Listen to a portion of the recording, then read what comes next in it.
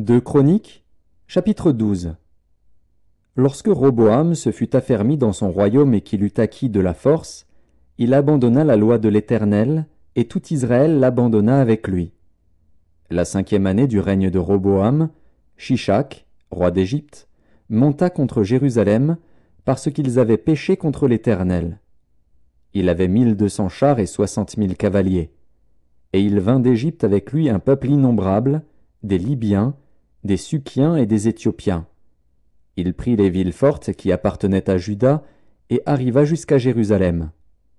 Alors Shemaéja, le prophète, se rendit auprès de Roboam et des chefs de Juda qui s'étaient retirés dans Jérusalem à l'approche de Shishak, et il leur dit : « Ainsi parle l'Éternel.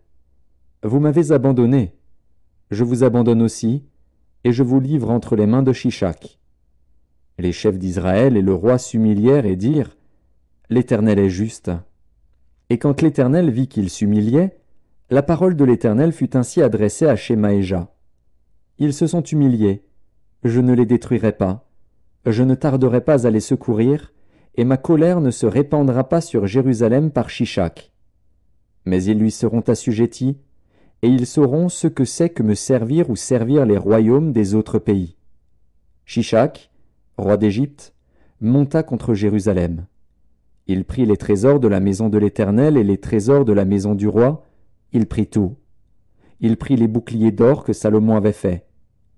Le roi Roboam fit à leur place des boucliers d'airain, et il les remit aux soins des chefs des coureurs qui gardaient l'entrée de la maison du roi. Toutes les fois que le roi allait à la maison de l'Éternel, les coureurs venaient et les portaient, puis il les rapportait dans la chambre des coureurs. Comme Roboam s'était humilié, l'Éternel détourna de lui sa colère et ne le détruisit pas entièrement. Et il y avait encore de bonnes choses en Juda. Le roi Roboam s'affermit dans Jérusalem et régna. Il avait 41 ans lorsqu'il devint roi, et il régna 17 ans à Jérusalem, la ville que l'Éternel avait choisie sur toutes les tribus d'Israël pour y mettre son nom. Sa mère s'appelait Naama, l'Ammonite. Il fit le mal, parce qu'il n'appliqua pas son cœur à chercher l'Éternel. Les actions de Roboam, les premières et les dernières, ne sont-elles pas écrites dans les livres de Shemaéja, le prophète, et d'Iddo, le prophète, parmi les registres généalogiques? Il y eut toujours guerre entre Roboam et Jéroboam.